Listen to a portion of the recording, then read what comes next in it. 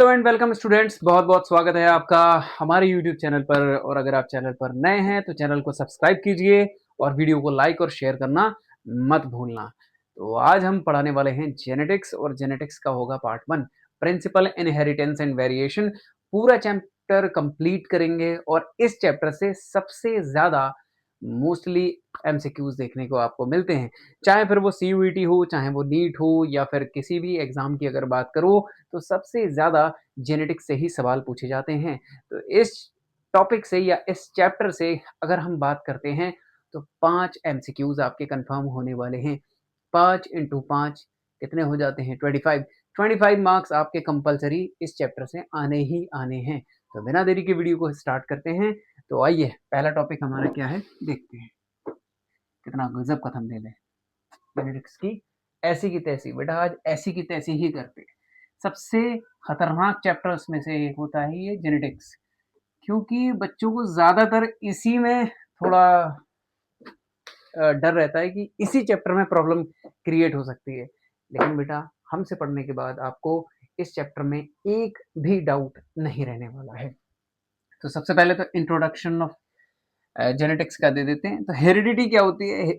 ऐसी प्रक्रिया जिसमें ऐसी प्रक्रिया जिसमें जो लक्षण होते हैं माता पिता से संतानों में जाते हैं, उसी प्रक्रिया को हम क्या कहते हैं? अनुवांशिकता या हेरिडिटी कहते हैं। और यह वंशागति का आधार है। इंपॉर्टेंट पॉइंट है, which of the following is वंशागति का आधार? समझ रहे हो? इंग्लिश, हिंदी और इंग्लिश। इंग्लिश, इधर देखो।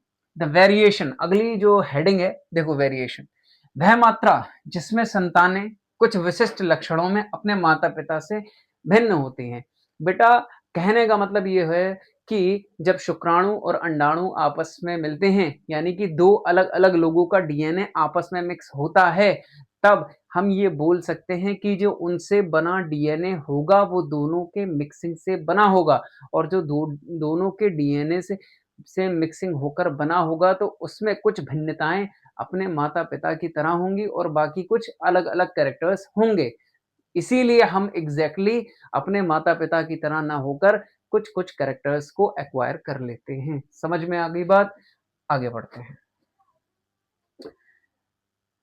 मेंडल का जो एक्सपेरिमेंट था, मेंडल का संकरण का प्रयोग, ये जो टॉपिक होता है ना, ये टॉपिक बहुत ही ज्यादा अच्छा है और आपको समझ में भी अच्छे तरीके से आ जाएगा।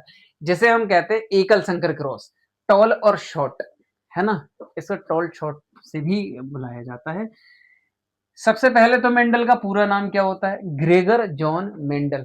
कहीं कहीं किताब में या कहीं कहीं पर मेंशन होता है जी जे मेंडल। तो कोई घबराने वाली बात नहीं है, क्योंकि आपको पूरा नाम पता है। ग्रेगर जॉन मेंडल ने क्या काम किया? 7 वर्षों तक, 1856 से 1863 तक उद्यान मटर पर संकरण का प्रयोग किया। सर, आपने उद्यान मटर यानी कि गार्डन पी ही क्यों बोला?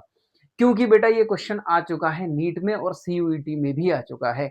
मेंडल ने निम्नलिखित में से कौन सी मटर पर कार्य किया था? कौन सी मटर पर? उद्यान पी यानी कि गार्डन पी पर कार्य किया था। समझ लो इस बात को, ठीक है? और उन्होंने क्या काम किया? उन्होंने विपरीत लक्षणों वाले जोड़े के रूप में 14 14 शुद्ध प्रजनन मटर किस्मों का चयन किया। He selected 14 true breeding pea plants varieties as pairs with contrasting traits. Contrasting traits का मतलब था विपर्यासी लक्षण। टोटल मिला के 7 लक्षण थे, लेकिन 7 में से एक प्रभावी था और दूसरा कैसा था? अप्रभावी। तो इन दोनों के लक्षणों को मिला के 14 बोला जाता है। समझ में आ गई बात? टॉल और शॉर्ट का क्या मामला था, आगे बेहतर तरीके से समझा देंगे। आगे चलिए, पहले मोनो हाइब्रिड क्रॉस। अब समझोगे इसमें। पहला इन्होंने जो लॉ दिया था उसका नाम है लॉ ऑफ डोमिनेंस, दूसरा वाला दिया था लॉ ऑफ सेग्रीगेशन। कहने का मतलब यह है प्रभाविता का नियम और विसंयोजन का नियम। है क्या क्या बेटा इसमें? आओ पढ़ते हैं। In a dissimilar pair of factors, alleles that dominates the other recessive, tall dominates dwarf. इससे मैं बहुत अच्छी तरीके से अभी स्लाइड पर एक्सप्लेन करूंगा। नजर मत हटाना और सब्सक्राइब कर दो बेटा चैनल को। समझ में आ रही है बात? आओ बेटा, इसकी ऐसी की तैसी करते हैं। तो बिना देरी के अपने लोग हर टॉपिक को ऐसा ही करते हैं। तो मेंडल ने क्या काम किया, ध्यान से देखना, जीनोटाइप और फिनोटाइप इसी में कवर करवा दूंगा, मजा ना आए तो पैसा वापस। देखो इधर टॉल प्लांट्स को लिया इन्होंने और इधर लिया था बेटा डुआफ प्लांट्स को, है ना। दोनों अलग अलग वेराइटीज को लिया था। टॉल वाली जो थी उनको इन्होंने डिनोट किया था कैपिटल टी और कैपिटल सी। ठीक है सर, ये क्या है, ये लेटर्स हैं, इन लेटर्स को एलील्स बोला जाता है, ध्यान रखना। ठीक है, हिंदी वालों युग्म विकल्पी बोलते हैं। ठीक है, ड्वार्फ के लिए इन्होंने स्मॉल टी लिया था। ठीक है, मतलब इन्होंने ये कहा था जो करेक्टर्स होते हैं वो कंट्रोल्ड होते हैं जोड़े में। समझ रहे हो ना मेरी बात। आप लोगों में पेयर्स में ही चीजें होती हैं। जैसे अगर आपके अंदर गुणसूत्र की या क्रोमोसोम की बात करी जाती है तो वो भी कैसे होते हैं, जोड़े में ही होते हैं। तो इन्होंने ये बोला था कि प्लांट में एलील्स पाए जाते हैं जो कि कैरेक्टर्स को कंट्रोल करने का काम करते हैं। कैसे करते हैं अभी आपको पता लग जाएगा। आओ बेटा, कैपिटल टी स्मॉल टी। फिर इन्होंने क्या काम किया, एक साइंटिस्ट आए उनकी मदद ली जिनका नाम था बेटा पनिट। पनिट ने क्या काम किया, एक स्क्वायर शेप बॉक्स बनाया इनकी पीढ़ियों को जांचते हुए। ठीक, क्या काम किया, कैसे किया, देखिए। इन दोनों कैपिटल टी को एक साइड में रख दिया, इन दोनों स्मॉल टी को एक साइड में ऊपर बना दिया और ये इन्होंने एक प्यारा सा हंसता खिलता एक बॉक्स बना दिया।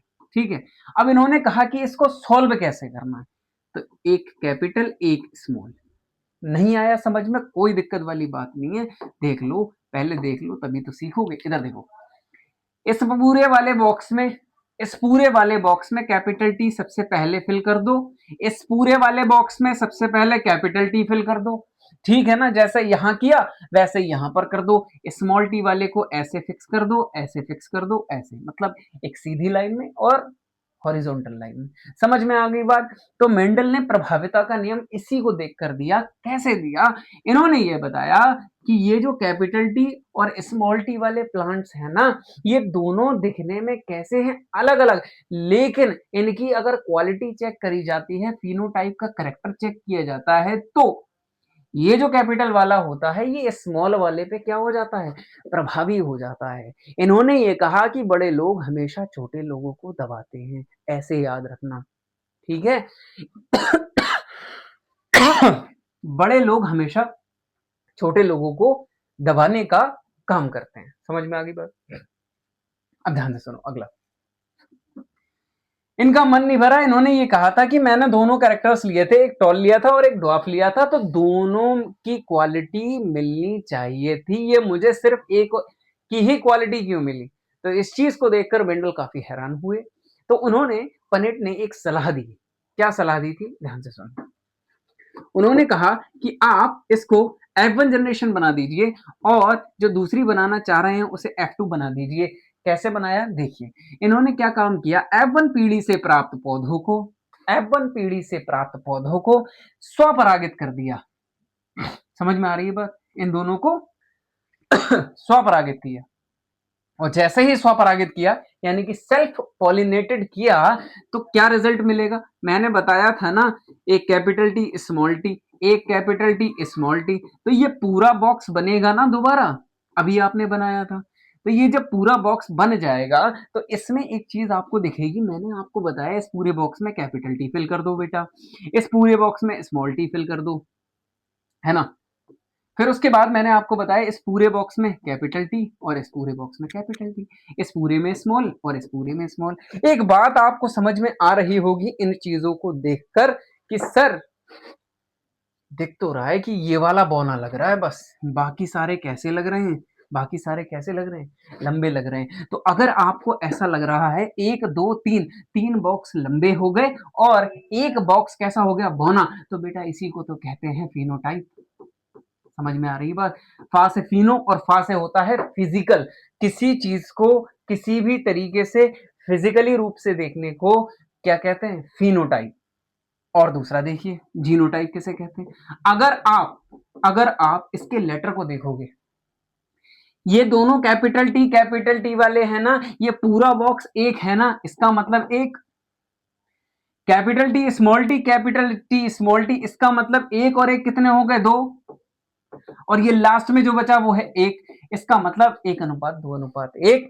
बेटा उम्मीद है, गारंटी दे रहा हूं सबको समझ में आ गया होगा। अगर किसी को समझ में ना आया हो तो कमेंट में कर देना कि सर समझ नहीं आया, दोबारा बता दो, तो दोबारा बता दूंगा। समझ में कोई दिक्कत तो नहीं। फिनोटाइप जीनोटाइप बता दिया। जीनोटाइप में लेटर्स देखने हैं, फिनोटाइप में फिजिकल कंडीशन देखनी है, टॉल और डॉग, टॉल डॉग, ठीक है ना। अगर परसेंटेज में पूछा जाता है तो बेटा 75% टॉल और 25% कैसे हो गए, डॉग। समझ में आ गई बात। आओ अपनी बैक करते हैं, बैक पोजीशन पे आते हैं। कौन सी पोजीशन पे थे हम देख लो, ये था। तो समझ गए। इन्होंने ये कहा था कि अगर जोड़े अलग अलग तरीके के लिए जाते हैं, कैपिटल टी स्मॉल टी के रूप में लिए जाते हैं, तब हम ये कह सकते हैं, तब हम ये बोल सकते हैं कि बड़े लोग छोटे लोगों पर प्रभावी हो जाते हैं। समझ में आ गई बात। दूसरा ही अब सुनिए, basically alleles do not blend, they segregate during gamete formation, so a gamete receives only one of the two factors। युग्मक निर्माण के दौरान जो एलील होते हैं वो अलग अलग हो जाते हैं, एक युग्मक को दो में से केवल एक कारक मिलता है। कहने का मतलब ये होता है कि जब युग्मक का युग्मनज का निर्माण होता है, जब एक नए एलील का निर्माण होता है, कहने का मतलब समझो, यहां पर मैं आपको अभी बता दे रहा हूं, आपको तब बेहतर समझ में आएगा। इन्होंने ये बोला कि जैसे ये लिखा हुआ था, इनमें से जब एक नए एलील पेयर का निर्माण होता है तब एक कैरेक्टर यहां से और एक कैरेक्टर यहां से।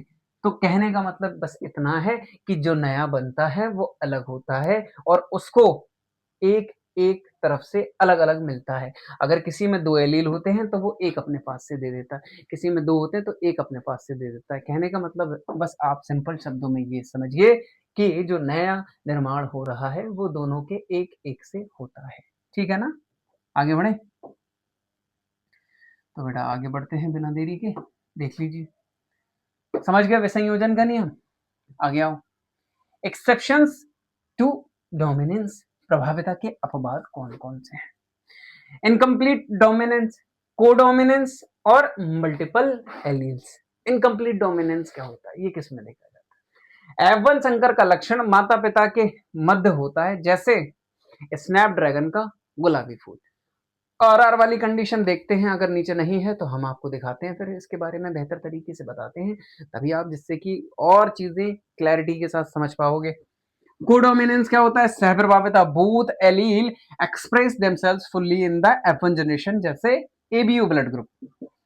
मोर than two alleles govern the same characters, आबादी में एक ही लक्षण को दो से अधिक एलील नियंत्रित करते हैं। समझ रहे हो? मल्टीपल एलील्स इसे बोलते हैं मल्टीपल एलेलिज्म। एलेलिज्म जैसे देखो, ये क्लियर हो गया होगा उम्मीद है। यहां पर लिया गया था RR और यहां लिया था RR, ठीक है ना। एक था बेटा लाल, ये है रेड, और ये कैसा है? Pink, sorry white. व्हाइट। तो दो फ्लावर्स लिए गए। तो दो फ्लावर्स जब लिए गए तो आपको तो पता ही है कि जब इनकी आप टेबल बनाओगे तो जो RR वाला है वो आगे ही बैठा मिलेगा आपको, क्योंकि कैपिटल R है। इस पूरे में कैपिटल R फिल कर दो, इस वाले में भी R फिल कर दो, और जो इस वाली रो है, इस वाली रो है, इनमें स्मॉल r फिल कर दो, है ना। तो कर देंगे हम। तो अगर हमारे पॉइंट ऑफ व्यू से देखोगे तो ये कंडीशन दिखेगी आपको रेड वाली, क्योंकि मैंने आपको बताया था कि कैपिटल R स्मॉल r पे क्या हो जाता है? डोमिनेट हो जाता है, इसीलिए उसका कलर शो करने लगता है। लेकिन यहां पर ऐसी कंडीशन नहीं होती, क्योंकि ये प्रभाविता के नियम को नहीं मानता, इस वजह से इसका जो कलर होता है वो हो जाता है पिंक। समझ में आ गई बात। और ये कौन से फ्लावर की बात हो रही है बेटा? इस इंपॉर्टेंट है स्नैपड्रैगन, जिसका एक और नाम होता है 4 o'clock, है ना। 4 o'clock, ध्यान रखिएगा। मिराबिलिस जलापा भी बोला जाता है इसको, तो घबराने की बात नहीं है। स्नैपड्रैगन एंटीरिनियम, ठीक। दूसरा सुनिए, अब F1 वाली बात हो गई। F2, F2 में देखते हैं। इन्होंने इसको लिया और इसको लिया, मतलब इसको लिया और इसको लिया, सेल्फ पॉलिनेट करा दिया। तो सेल्फ पॉलिनेट के लिए यहां पर कैपिटल R, कैपिटल R, यहाँ पर भी कैपिटल आर। अब ये जाहिर सी बात है ना, ये बॉक्स बनेगा। जब बॉक्स बनेगा तो फिर आपको ये देखने को मिलेगा कुछ इस तरह से। मेंडल इसको देख के काफी खुश हुआ। मेंडल बोले कि हमारी तरह ही है ये, इसका जीनोटाइप निकाल के देखो। तो वहां पर जो वैज्ञानिक थे उन्होंने जीनोटाइप निकाला। जीनोटाइप निकालने के बाद में उन्होंने ये देखा कि अरे बार, ये तो जो मेंडल ने पीछे निकाला था बिल्कुल एग्जैक्टली सेम आ रहा है। कैसे? आइए, इस बॉक्स की तरह कोई और बॉक्स है नहीं, है ना? एक। इस बॉक्स की तरह कोई और बॉक्स है नहीं है, इसका मतलब हो गए 2। इस बॉक्स की तरह कोई और बॉक्स है नहीं है, इसका मतलब 1:2:1। समझ में आ गई बात? कोई परेशानी नहीं होनी चाहिए। फिनोटाइप की बात सुनिए।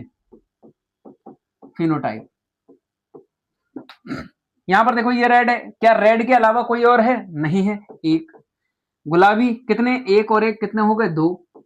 और सफेद कितना है? 1। इसका मतलब इसका जीनोटाइप और फिनोटाइप सेम आ रहा है। कहने का मतलब यह है, ये मेंडल के नियमों को फॉलो नहीं करता, जिसकी वजह से हम ये बोल सकते हैं कि मेंडल का नियम हर किसी जीव या प्लांट के लिए प्रभाविता का नियम पूरी तरीके से वैध नहीं है। समझ रहे हो? तो ये कहानी है। उम्मीद है चीजें क्लियर हो गई होंगी। कोडोमिनेंस की बात करते हैं। इसका मैं एक एग्जांपल दे रहा हूं आपको। जैसे ए बी ब्लड ग्रुप, अगर ब्लड ग्रुप ए की बात करते हो तो वो IOIA हो जाता है। ठीक है, समझ लो इसको भी, वरना कहोगे सर आप बताया नहीं आपने। जैसे देखिए, आप जानते हो कि आपके अंदर जो ब्लड ग्रुप होता है, ब्लड ग्रुप का जो फॉर्मेशन होता है वो किससे डिसाइड होता है? आरबीसी। आरबीसी के ऊपर एंटीजेंस लगे हुए होते हैं, है ना? तो उन एंटीजेंस को कंट्रोल करने का काम होता है आई जीन का, है ना? आई जीन का। अगर मैं आपसे बोलूं कि अगर किसी व्यक्ति में ए ब्लड ग्रुप है, तो उसके अंदर 2 संभावनाएं हो सकती हैं। एक तो 2 आई होंगे, मैंने बताया था पेयर में ही होंगे एलील्स, और एक ओ हो सकता है, या फिर ऐसा हो सकता है कि दोनों पर ए हो। ठीक है, दूसरी कंडीशन सुनिए। 2 आई होंगे बी ब्लड ग्रुप के लिए भी, तो यहां पर बी, यहां पर ओ। ठीक है ना? फिर उसके बाद आई बी और आई बी, मतलब दोनों पर बी लगा देंगे तो बी ब्लड ग्रुप आ जाएगा। अब कहानी यहां पर बनती है कि ए बी ब्लड ग्रुप के लिए, यहां पर आई ए, यहां पर हो जाएगा आई बी। तो ये दोनों अपने को एक्सप्रेस कर रहे हैं नहीं कर रहे हैं? अगर मेरे हिसाब से चलते आप, तो जो ए ब्लड ग्रुप है, यानी कि जिसके ऊपर आई ए लिखा हुआ है, वो इसके ऊपर डोमिनेट हो जाना चाहिए था, प्रभावी हो जाना चाहिए था, लेकिन ऐसा नहीं होता है। तो दोनों अपने अपने कैरेक्टर शो करते हैं। हाँ बिल्कुल करते हैं। तो इसका मतलब मैं ये बोल सकता हूँ ए बी ब्लड ग्रुप। हाँ बिल्कुल बोल सकते हो। तो ये नियमों का पालन नहीं करता, और मेंडल के अनुसार ये बोला गया था कि 2 में से एक कैरेक्टर जो होता है वो क्या करता है? डोमिनेट हो जाता है। किसके ऊपर? छोटे वाले कैरेक्टर्स के ऊपर डोमिनेट हो जाता है। More than 2 alleles govern the same character. मतलब हमारे शरीर में बहुत सारी एलील्स पाए जाते हैं जो क्या काम करते हैं। बहुत सारे एलील्स होते हैं जो 2 से अधिक लक्षणों को नियंत्रित करने का काम करते हैं। आगे पढ़ोगे इसको बहुत बेहतर तरीके से। Dihybrid cross and independent assortment बहुत ही ज्यादा important and super most important है। ये टेबल जल्दी लोगों से बनती नहीं है, लेकिन आप ऐसे करके बनाओगे, दिखाता हूं बेटा आप कैसे करके बनाओगे, तब आप समझ पाओगे कि मैं कहना क्या चाहता हूं। आओ पहले पढ़ लो। लॉ इनका क्या था? थर्ड लॉ था, क्योंकि 2 लॉ तो हो गए। थर्ड वाला लॉ सुन लीजिए। अच्छा, 2 लॉ जो दिए थे वो एक लक्षण के लिए थे, मोनोहाइब्रिड क्रॉस के लिए थे, है ना? और ये वाला जो थर्ड लॉ था ये दिया था डाईहाइब्रिड क्रॉस के लिए। तो इसको याद रखिएगा।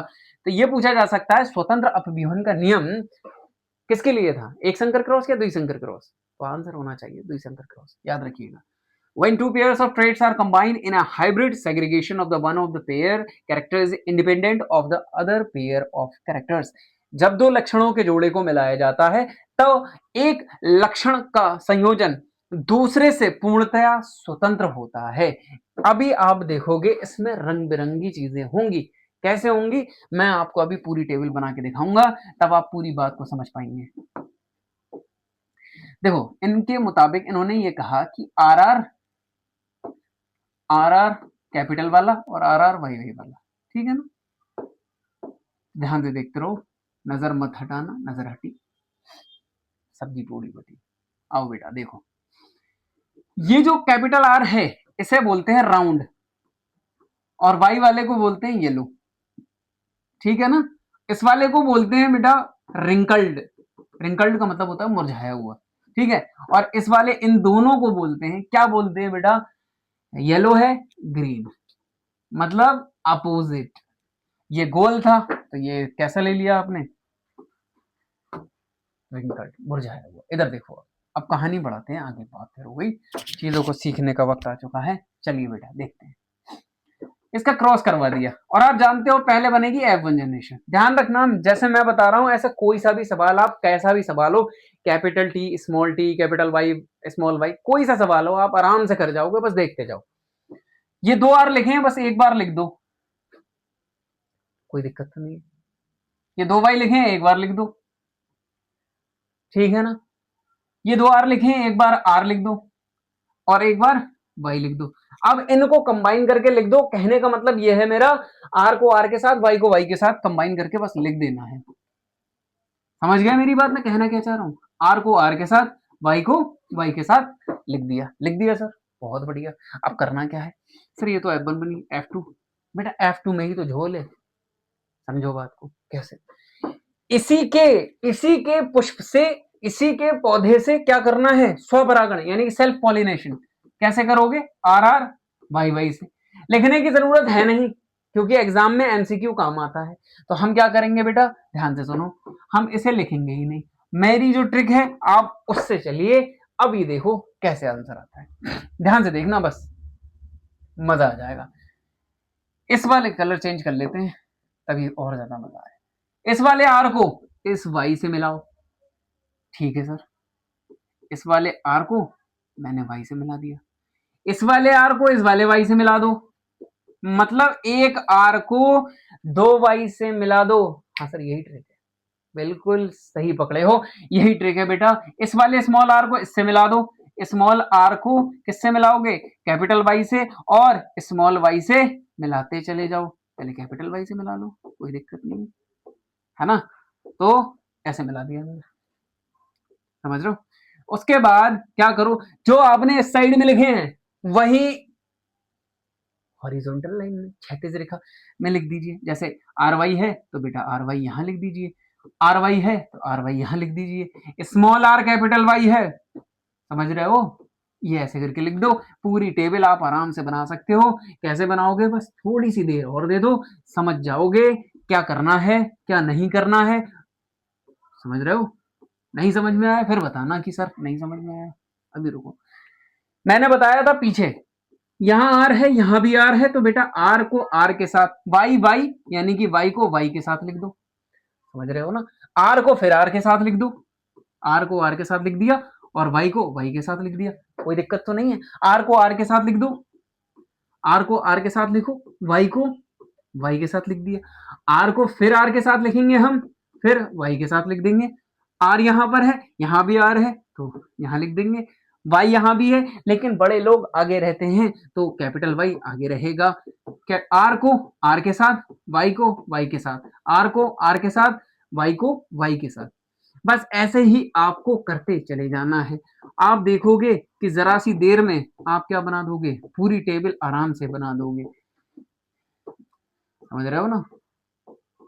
बेटा 12th में हमसे पढ़ लिए होते, काम होने गया होता तुम्हारा, लेकिन तुम्हें ज्ञान मिला हुआ होता है, क्या करोगे, वायो पढ़ के यो वायो पढ़ के, है ना। तो हम भी क्या कर सकते हैं, तो सलाह ही दे सकते हैं, लेकिन मानते नहीं हो तुम। देखो बन रही है,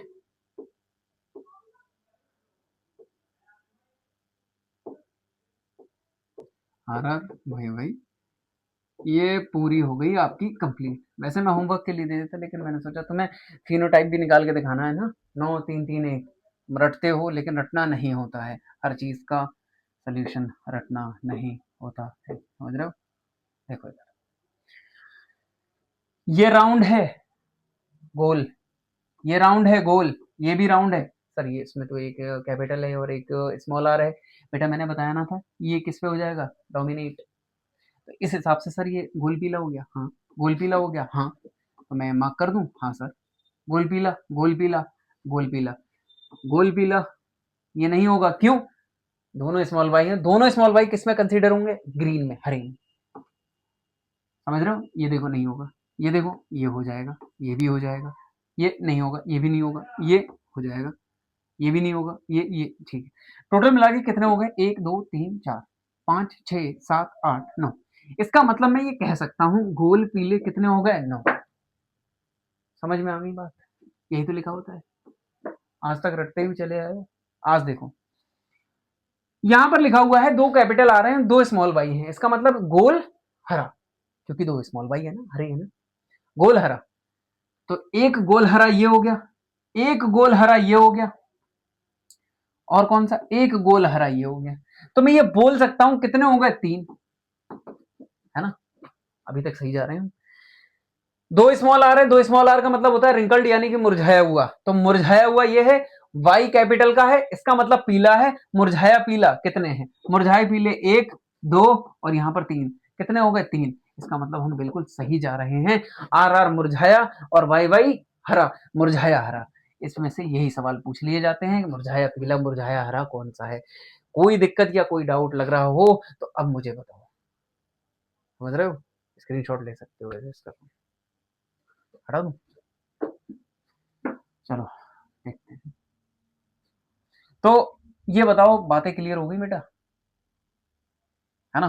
तो बाकी आज इतना ही छोड़ दे रहे हैं, आराम से पढ़ेंगे बेटा। जेनेटिक्स की हमें क्या करनी है, ऐसी की तैसी, तो आराम से पढ़ेंगे, कोई दिक्कत वाली बात नहीं है ना। तो आज मैंने जितना पढ़ाया है बस एक बार रिवीजन कर लेना, उम्मीद है आपको एक्स्ट्रा पढ़ने की ज़रूरत नहीं पड़ने वाली है।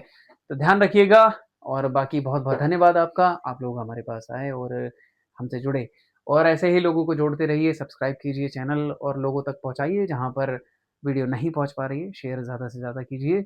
मिलते हैं बेटा नेक्स्ट पार्ट में, इसके टोटल 4 पार्ट आएंगे बेटा, जेनेटिक्स पूरी खत्म कर देंगे हम, ऐसी की तैसी कर देंगे। मिलते हैं बेटा नेक्स्ट वीडियो में, धन्यवाद आपका।